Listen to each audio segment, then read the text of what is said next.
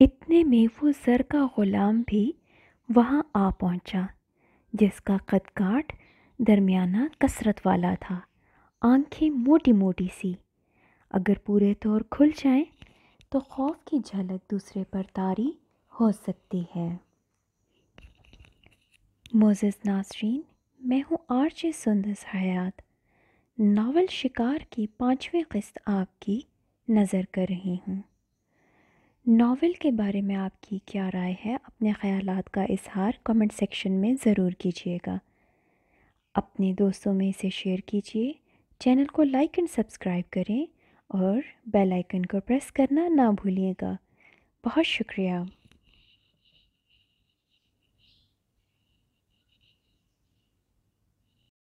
آپ کنگ ہیں اور میں ٹھہرا ٹائیگر۔ آپ کو کیسے پتہ چلا میرے نام کا؟ صرف یہی نہیں، آپ کا حسب نسب، عادات و اطوار، اصلی نام اور کنگ کے خود ساختہ نام کی برتری کی خصوصیات اور اب تک کی جو تاریخ آپ نے رقم کی ہے، اسی بنا پر بگ باس نے آپ کو اس کام کی ذمہ داری سونپی ہے۔ میں آج سے آپ کے ماتحت لبنان میں مکمل طور پر ڈیوٹی سنبھال چکا ہوں۔ کنگ نے بڑے کروفر سے پانسا پلٹا اور پہلی بار اسے خوشی میسر آئی کہ وہ کسی ایسے عمدہ مقام پہ ہے جہاں وہ صرف بگ باس کو جواب دہ ہوگا، باقی سب اس کے حکم کی تعمیل کریں گے۔ اندر ہی اندر اس کی سوچوں کا ابھار بام عروج تک پہنچ گیا۔ اگر ٹائیگر کا لب و لہجہ تحکمانہ ہے تو اس کے اندر بھی ایسی روبدار شخصیت کو نمودار ہونا پڑے گا جس سے صاف ظاہر ہو کہ وہ بھی کنگ ہے، یعنی زر کا بادشاہ۔ وسیع و عریض دنیا میں ہر طاقتور کمزور کو مزید کمزور کر کے ہڑپ کر جاتا ہے۔ بڑی مچھلی چھوٹی مچھلی کو کھا جاتی ہے، ڈاکہ مارنے والے دن دہاڑے لوٹ کر لے جاتے ہیں، بڑے بڑے ملک کمزور ممالک کی تمام معیشت چٹ کر جاتے ہیں۔ شرق الاوسط میں آقایان کی پشت پناہی سے بچڑے کی پوجا کرنے والوں نے مصر، اردن، شام، فلسطین اور لبنان میں تہلکہ مچا رکھا ہے۔ 2 مئی 1967 سے 8 مئی 1967 تک اسرائیلی افواج نے اپنے ملک کی حدود وسیع سے وسیع تر کرنے کی خاطر مصر، اردن اور شام پر حملہ کر کے 6 دن کی جنگ میں صحرائے سینا، غزہ کی پٹی، ویسٹ بینک، مشرقی یروشلم اور گولان کی پہاڑیوں پر غاصبانہ قبضہ جما لیا۔ بیت المقدس پر قابض اسرائیل آج تک مسلمانوں پر حملہ آور ہو رہا ہے، جس کی بنا پر وادی یکجا نہیں ہو پا رہی۔ روس افغانستان پر 1979 سے لے کر 1999 تک قابض رہتا ہے۔ ایران عراق کی جنگ 1980 سے 1988 تک دونوں ممالک کی تباہی کا موجب بنی ہے۔ ان سب کے پیچھے آقایان اپنے اسلحے کی فروخت اور تقسیم کر کے حکومت کرو کے کلیہ پر عملے پیرا ہیں۔ 1975 سے 1990 تک لبنان کی سول وار کے پیچھے کون کون سی ایجنسیاں کارفرما ہیں، کوئی ڈھکی چھپی بات نہیں ہے۔ آپس میں ہم وطنوں کو لڑوا کر تقسیم کر کے حکومت کرنے کا ڈھنگ بڑا ہی ناگفتہ بے ہے۔ نادان سادہ لوگ اسی مکاری اور چالاکی کو سمجھنے سے قاصر رہتے ہیں اور اپنے ملک کی املاک اور محبت پیار کا شیرازہ اپنے ہاتھوں سے بکھیر دیتے ہیں۔ نفرت اس حد تک بڑھا دی جاتی ہے کہ بھائی کو بھائی سے جنگ پر آمادہ کر لیا جاتا ہے۔ اسکائی بار کے سامنے بریک لگی تو کنگ کی کڑواہٹ قدرے کم ہوئی۔ ٹائیگر نے گاڑی پارک کی اور جو ہی ہال میں داخل ہوئے تو لوگوں کا جمع غفیر اپنی اپنی چاہتوں کی خاطر فانی مستیوں میں اپنی تسکین اور مسرتوں کی تلاش میں دنیا و ما فیہا سے بے خبر جھوم رہے تھے، پی رہے تھے اور کئی ہونکوں کی طرح ناچ گا رہے تھے۔ عجیب بات تو یہ ہے کہ اسرائیلی موسیقی سے محظوظ ہونے والے لبنان اور بالخصوص بیروت کی بہت سی نائٹ کلبوں میں موجود تھے۔ تباہی کے راستے پر لے جانے کے لیے مکمل طور پر اس قوم کو گمراہ کیا جا رہا تھا، اور صنف نازک ان کے مزاج کے عین مطابق اپنے جسموں کی نمائش کر کے پوشیدہ رازوں کو بڑی آسانی سے اگلوا کر ان کی ملکی ساکھ اور سالمیت کو تباہی کے دہانے پر پہنچا رہی تھی۔ اس ملک کے دفاعی نظام کو بالکل تباہ کرنے کے لیے حسن اور زر لٹایا جا رہا تھا۔ اتنے میں وہ زر کا غلام بھی آ پہنچا، جس کا قد کاٹ درمیانہ کثرت والا تھا، آنکھیں موٹی موٹی سی، اگر پورے طور کھل جائیں تو خوف کی جھلک دوسرے پر طاری ہو سکتی ہے۔ ٹائیگر سے الیکس لیک ہوئی اور کنگ کے ہاتھ میں جب اس کا ہاتھ آیا تو اس میں زر کی مقناطیسی رو کی رمق اس میں بھی اود کر آئی۔ اسکائی بار میں کام کرنے والے اسے بخوبی پہچانتے تھے۔ اس کے لیے الگ ایک میز ریزرو رہتی تھی، جہاں بیٹھ کر وہ اپنے من پسند مشروبات کی چسکیاں لے لے کر پیتا رہا اور باقی سب اس کا ساتھ دیتے رہے۔ کبھی کبھی ہال سے ایک شور سا بپا ہوتا تو اس کی آنکھیں مان ان جوڑوں پر چلی جاتی جنہیں وہ باہوں میں باہیں ڈال کر ناچتے تھرکتے اور بوس و کنار کے مناظر پیش کرنے میں اولیت حاصل کرنے کی سعی کرتے۔ وہ اپنے ہاتھوں کو گردن کے پیچھے حمائل کیے، دائیں ہونٹ کو قدرے کاٹتے ہوئے مسکراتا، اور بالآخر اس کی فرمائش بھی لگ گئی۔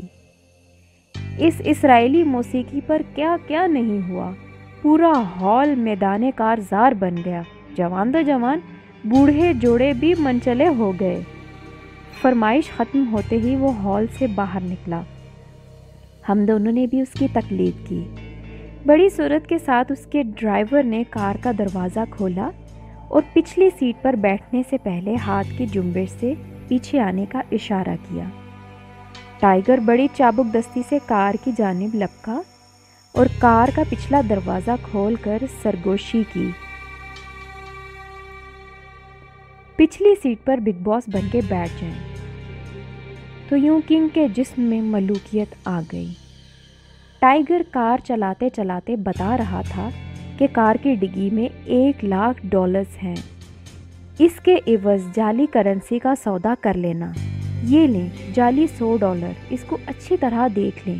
آپ کے سامنے والی کرسی کی پچھلی جانب لائٹ ہے، مدھم روشنی میں آپ اس نوٹ کو اچھی طرح سے دیکھ سکتے ہیں۔ اس نوٹ کی موٹائی، چوڑائی اور لمبائی کے علاوہ یہ لیں اصلی نوٹ، اس کے ساتھ موازنہ کرنا آپ کے دماغ کی تخلیق ہے۔ بگ باس کی جانب سے ہر حکم کی تعمیل میرے لیے مقدم ہے۔ اس شعبے کو پہلی دفعہ اجاگر کیا جا رہا ہے۔ اب آپ کی ہمت، عقل مندی، دیدہ دلیری اور جوڑ توڑ کرنے کی تمام تر ذمہ داری آپ پر ہے۔ ٹائیگر آپ کے ساتھ ہے۔ گاڑی ہموار راہوں سے قدرے نیم پہاڑی سلسلوں کی جانب چل نکلی۔ اوہ، اس کافر کے بچے نے کہاں نوٹ چھپا رکھے ہیں؟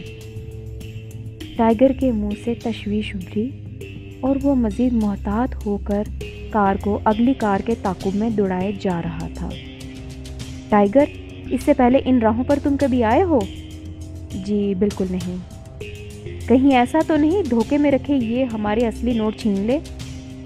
نہیں، ایسی بات ہرگز نہیں۔ تو پھر ایسے کرنا، اصلی نوٹ گاڑی کی ڈگی میں جہاں ریزرو ٹائر ہوتا ہے وہاں چھپا دینا، اور اگر کوئی دوسرا بریف کیس کار کی ڈگی میں موجود ہے تو ساتھ لیے چلنا۔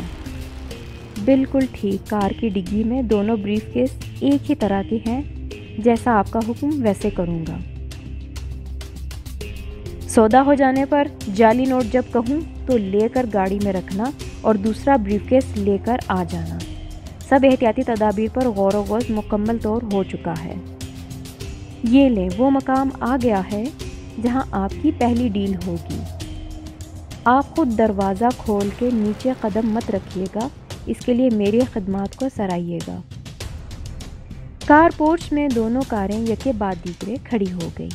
ٹائیگر نے انجن آف کر کے دروازہ کھولا اور کنگ بڑے کروفر سے قدم رنجاں ہوا۔ شاہانہ ٹھاٹھ کی نئی نویلی رتیں اس کے جسم میں پورے طور نمایاں ہو گئیں۔ ٹائیگر نے فوراً ڈگی کھولی اور کنگ کی سوچ کو بروے کار لاتے ہوئے بریف کیس ہاتھ میں لیے ساتھ ہو لیا۔ پہاڑی پہ یہ ایک محل کا گمان ہونے لگا۔ گرد و نواح ہر سو خدام حرکت میں آ گئے، ہر کوئی چابی کے کھلونے کی طرح چون چرا کیے بغیر قدم قدم پر اپنے اپنے تفویض کردہ کاموں کو سر انجام دینے میں ذرہ بھر کی تاخیر کے مجرم نہیں ہو رہے تھے۔ مشروبات پیش کیے گئے اور سب خدام تینوں کو ایک ہال میں اس وقت چھوڑ کر چلے گئے جب دائیں آنکھ کا اشارہ ہوا۔ چند ثانیے نہیں گزرے کہ 2 بریف کیس ایک خادم میز پر رکھ کے چلا گیا اور ڈیل شروع ہو گئی۔ زر کا پجاری گویا ہوا کہ یہ ہماری پہلی ڈیل ہے، مال کو ہم نے اس طرح بنوایا ہے کہ جعلی ہونے کا گمان نہیں ہوتا۔ آپ سے کیا چھپانا، آپ کے بگ باس سے ہمارے مراسم اچھے ہیں۔ مختلف دھندوں میں ہم نے اپنے اپنے ناموں کی لاج رکھتے ہوئے دوستی کا ثبوت دیا ہے۔ آج اس ڈیل میں ہمارا پہلا قدم ہے۔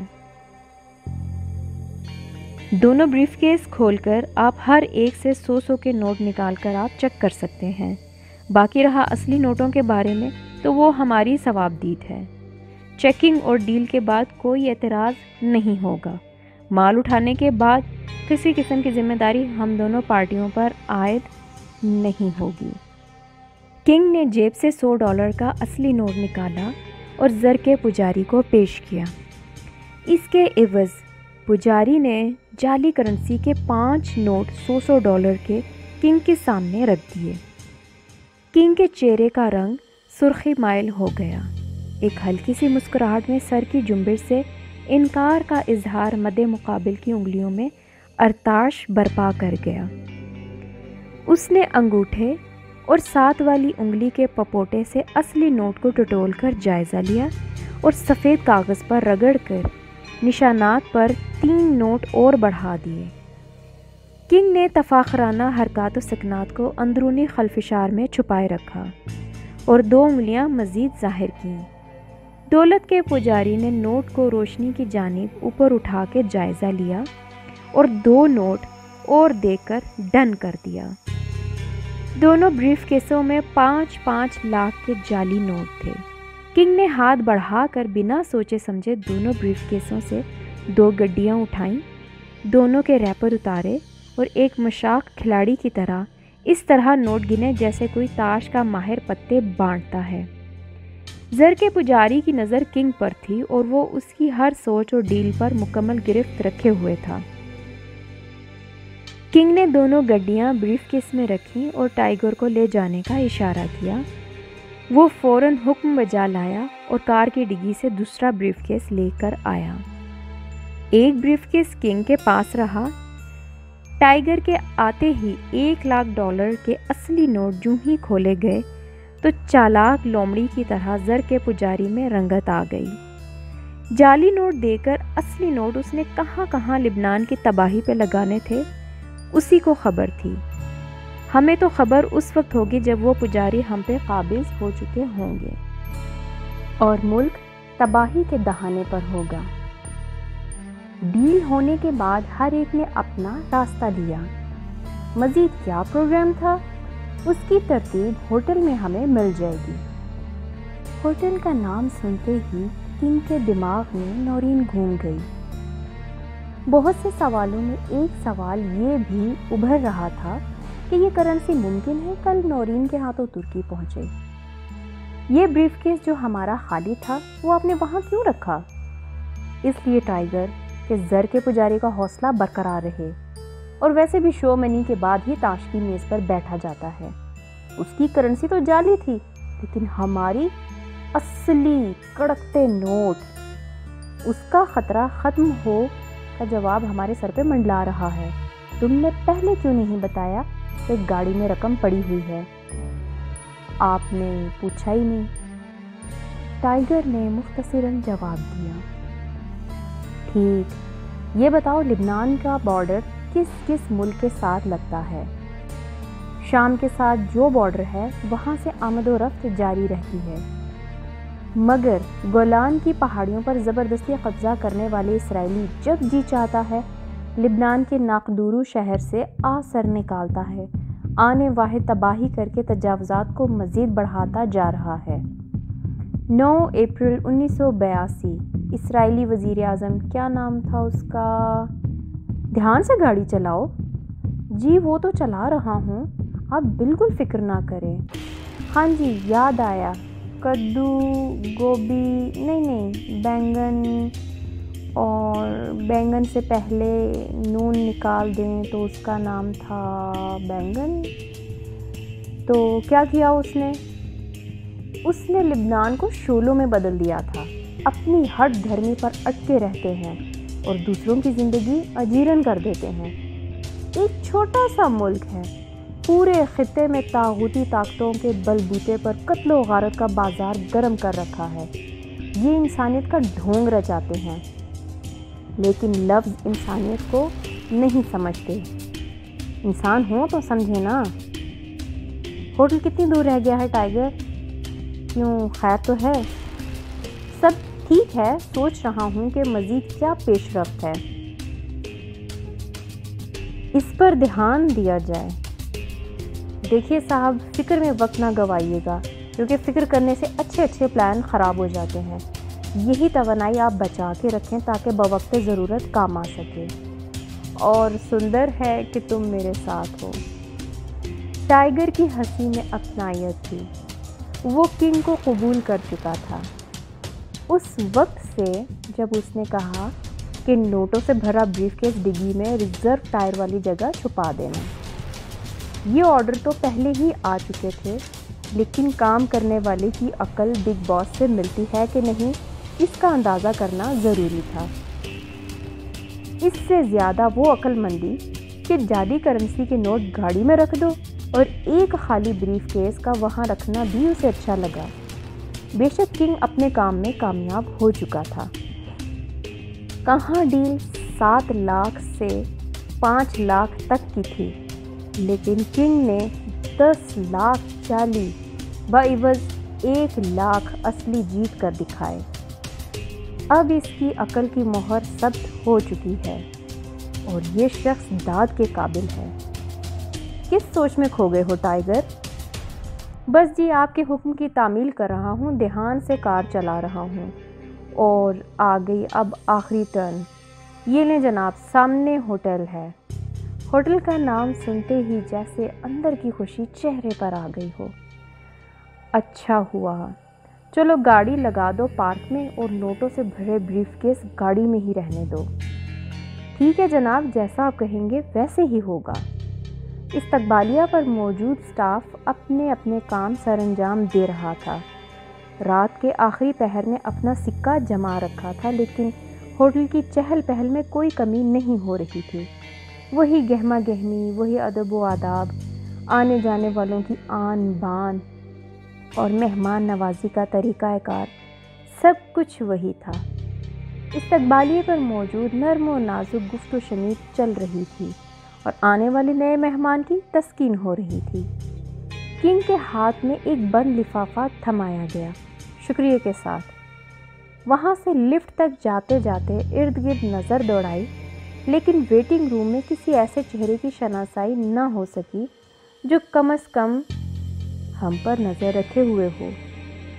کمرے میں جا کر سب سے پہلے بند لفافے میں پیغام کی تہیں کھولتے کھولتے دل اگرچہ دھک دھک کر رہا تھا، لیکن آج کے کاروبار میں کامیابی حوصلے بلند کیے ہوئے تھی۔ یہ لیں جناب، اگلی جست کے لیے ہدایات آ گئی ہیں۔ لگ رہا ہے کہ چند گھنٹے چاروں ناچار آنکھیں موندے قدرے آرام کر کے فوری طور اگلی منزل کی راہوں پر قدم رکھنا ہوگا۔ ٹائیگر، تم ایسا کرو، گاڑی میں پڑی کرنسی اوپر لے آؤ اور خود گاڑی میں نہیں، گیسٹ روم کے چارجز ہم ادا کریں گے۔ ہاں یاد آیا، میری جیب میں آپ کی امانت پڑی ہوئی ہے، لبنانی کرنسی یعنی لبنانی پاؤنڈ۔ جیب میں ہاتھ ڈالتے ہوئے ٹائیگر نے لفافہ بڑی عزت سے کنگ کے حوالے کیا۔ کنگ نے لفافہ کھول کر لبنانی پاؤنڈ پر نظر ڈالی۔ ٹائیگر کنگ کے اتار چڑھاؤ کا جائزہ لے رہا تھا، لیکن کنگ نے برجستہ اس سے یہ سوال نہیں کیا کہ اس رقم کے بارے میں تم نے پہلے کیوں نہیں بتایا؟ کنگ نے اس بات کو اچھی طرح ذہن نشین کر لیا تھا، جو لفافے میں بند تحریر کو پڑھ کر اس بات کی تصدیق کر رہی تھی کہ اگلے مرحلے اور ہوٹل کے تمام بل ادا کرنے کے لیے اچھی خاصی رقم تمہیں مل جائے گی۔ آخر وہی ہوا نا، ٹائیگر پہلے رقم دے ہی نہیں سکتا تھا۔ ٹائیگر چلو آؤ جلدی سے استقبالیے پر۔ وہاں کنگ نے گیسٹ ہاؤس میں اپنے مہمان کی انٹری کروا دی۔ اتنے میں ٹائیگر دونوں بریف کیس کار سے لے کر واپس آ گیا۔ کنگ نے ویٹنگ روم میں پھر سے طائرانہ نظر دوڑائی، لیکن ہر کوئی اپنے اپنی انتظار میں تھا۔ نہ جانے کیوں کنگ کی چھٹی حس کسی کی موجودگی کا احساس دلا رہی تھی۔ کیا اگلا قدم اٹھانے میں کوئی انجانی مصیبت کھڑی ہونے والی ہے؟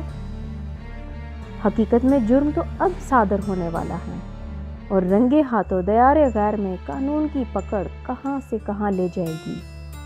لفٹ کھلی اور بادل نخواستہ اس میں قدم رکھتے ہوئے بھی خدا نخواستہ اگر، پھر اس نے سر جھٹک دیا۔ کمرے کا دروازہ کھولتے ہی وہ صوفے پر دراز ہو گیا۔ بیٹھو ٹائیگر، پہلے دروازہ اندر سے لاک کر دو۔ وہ ٹائیگر کو دروازے پر قفل لگاتے لگاتے دیکھ رہا تھا۔ ہاں آؤ ٹائیگر بیٹھو، یہ بریف کیس یہیں رہنے دو۔ سنو، تمہارے پاس خرچہ ورچہ ہے یا نہیں؟ ابھی تک تو ہے، لیکن مزید آپ کی جیب پر بوجھ پڑنا پڑے گا۔ چلو کوئی بات نہیں، یہ رقم جو میرے پاس ہے اس میں 1/4 تم رکھ دو، ایسے وقت کے لیے جب اس کی ضرورت پڑے گی اسے استعمال کرنا۔ باقی سب اخراجات از خود کرتا جاؤں گا جب تک یہاں ہوں۔ بالکل ٹھیک، جیسے آپ کہیں۔ اور سنو، یہ دونوں بریف کیس تم اپنے ساتھ گیسٹ روم میں خالی کر کے لے جاؤ اور گہری نیند سو جانا۔ یہ تمام رقم یہیں رہنے دو، اس بڑے سوٹ کیس میں کپڑوں کے نیچے چھپا دو۔ ٹائیگر نے حکم کی تعمیل کی اور صبح الخیر کہتے ہوئے گیسٹ ہاؤس میں چلا گیا۔ دونوں ہاتھوں میں بریف کیس لیے گیسٹ ہاؤس کا دروازہ کھولا اور کپڑوں کی الماری میں دونوں بریف کیس رکھ کے کپڑے بدلے اور بستر پر خواب استراحت کے مزے لوٹنے لگا۔ کنگ کے اندرونی خدشات اس کی نیند کو رفو چکر کر چکے تھے۔ وہ سوچ میں سرگردان تھا کہ کہیں ان کا پیچھا نہ کیا جا رہا ہو، لینے کے دینے نہ پڑ جائیں۔ وہ پھر بیٹھ گیا جیسے کسی کا انتظار کر رہا ہو۔ ڈر اور خوف کا علاج یہی ہے کہ اس بات کی تصدیق کر لی جائے جس کا خوف طاری ہوتا ہے۔ آنکھوں میں نیند کا غلبہ، لیکن کسی بات کی تلاش اس کے مزاج کو چڑچڑا کر گئی۔ ایک منحنی قد والے پر نظر جو پڑی تو اس نے آنکھیں چرا لی اور وہاں سے اٹھ کھڑا ہوا۔ کنگ کی عقابی نظر اس میں کچھ اخذ کرنا چاہ رہی تھی۔ وہ شخص نپے تلے قدموں سے لفٹ کی جانب چلا گیا اور لفٹ اوپر والی منزل طے کرنے لگی۔ جہاں لفٹ رکی وہ گیسٹ روم والی منزل تھی۔ کنگ نے دوسری لفٹ پکڑی اور گیسٹ روم کی جانب قدم بڑھائے تو وہ شخص فوراً لفٹ پکڑ کر چھت کی منزل طے کر رہا تھا۔ کنگ نے ٹھان لی کہ یہ معمہ ضرور حل کرے گا۔ سڈنی بار میں اس نے نظریں دوڑائیں تو وہاں ایک کونے میں موجود بظاہر سمندر کا نظارہ کرنے والا وہی منحنی شخص تھا۔ کنگ نے تازہ پھلوں کے جوس کا آرڈر دیا اور وہیں بیٹھ کر بیروت کی روشنیوں کا نظارہ کرتا رہا۔ کبھی کبھار اس شخص پر نظر جمائے وہ یہ بھی سوچ رہا تھا کہ ممکن ہے واقعات اس طرح مل جائیں کہ شک کا گمان ہو، لیکن وہ ایک ایسے کام کی پہل کر کے منزل مقصود تک پہنچنا چاہتا تھا جس میں تمام خطرات کا قلع کما کرنا اشد ضروری ہے۔ اس شخص کی بے چینی اور حرکات و سکنات سے صاف ظاہر ہو رہا تھا کہ کوئی معاملہ ایسا ضرور ہے جس کی مخفی طاقت اسے کسی پل چین نہیں لینے دے رہی۔ وہ جوں ہی کروٹ بدلتا کہ ان کی نگاہیں اور چوکس ہو جاتی۔ وہ ایسے اچانک اٹھا جیسے کرسی پر نوکیلی کیلوں نے جنم لے لیا ہو۔ اس کا اس طرح اٹھنا اگرچہ کنگ کو کسی صورت بھا نہیں رہا تھا، لیکن وہ بیت الخلاء کی جانب رواں دواں تھا۔ کنگ کی تعاقبی فطرت میں ہنسی شامل ہو گئی۔ وہ معدے کی بد ہضمی میں مبتلا ہے اور ادھر خواہ اس کی چھان بین میں وقت گنوایا جا رہا ہے۔ کنگ نے بل اور ٹپ بیرے کے ہاتھ میں تھما کے گیسٹ روم کی راہ لی۔ ٹائیگر ابھی سنہرے خوابوں میں اپنی اونچی اڑانوں کی پرواز کے مزے لے رہا تھا۔ چھوڑو، کیا اٹھانا ہے اسے۔ وہ لفٹ سے باہر آتے آتے اپنے کمرے کی جانب چل نکلا۔ اس کے کانوں میں پھر سے گیسٹ روم کے فلور پر لفٹ رکنے کی آواز آئی۔ یہ کیا ہو رہا ہے؟ میرا وہم ہے یا حقیقت؟ وہ کمبخت پھر تو ادھر آ نہیں نکلا۔ یہ کون ہے جو بار بار گیسٹ روم کی جانب اس وقت قدم بڑھا رہا ہے؟ یہ آنکھ مچولی اسے ہرگز پسند نہیں آ رہی تھی۔ اس بار دو ٹوک فیصلہ ہو جائے۔ چھٹے فلور سے پھر وہ گیسٹ روم کی سنسنی خیز داستان کا خاتمہ کرنے کے لیے چل نکلا۔ صبح کاذب اپنا رنگ دکھا رہی تھی اور کنگ کا سکون و چین درہم برہم ہو کے رہ گیا۔ لفٹ سے باہر نکلتے ہی گیسٹ روم سے ٹائیگر کو باہر نکلتے دیکھ کر اس نے شکر کا کلمہ پڑھا اور اپنی اضطراری حالت پر مکمل کنٹرول کر کے ٹائیگر سے پوچھا کہ کہاں جانے کا ارادہ ہے؟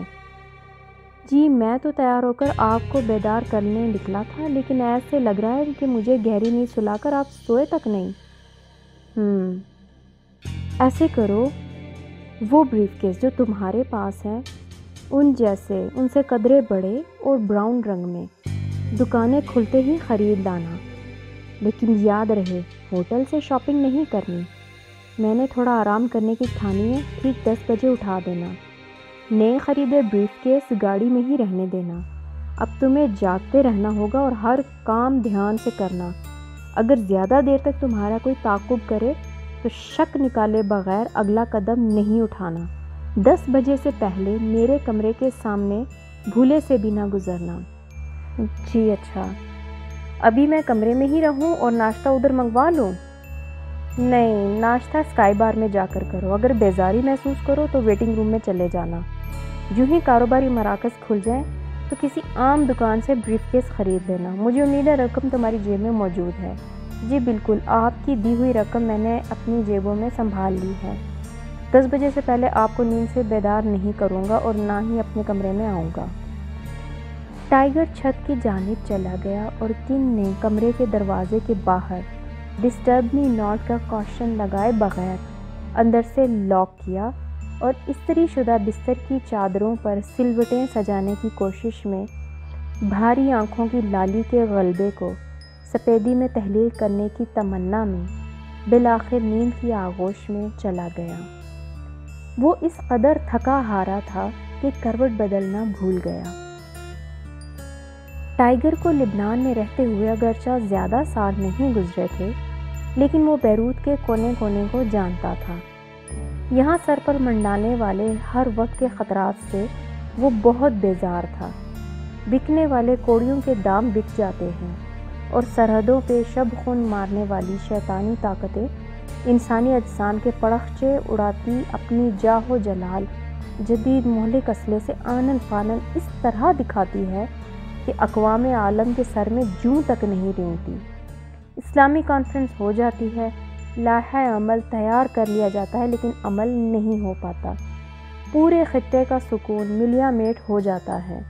نئے سرے سے تعمیرات کا کام ابھی آدھا سفر طے نہیں کر پاتا کہ پھر سے جنگ کے خوفناک سائے چھا جاتے ہیں۔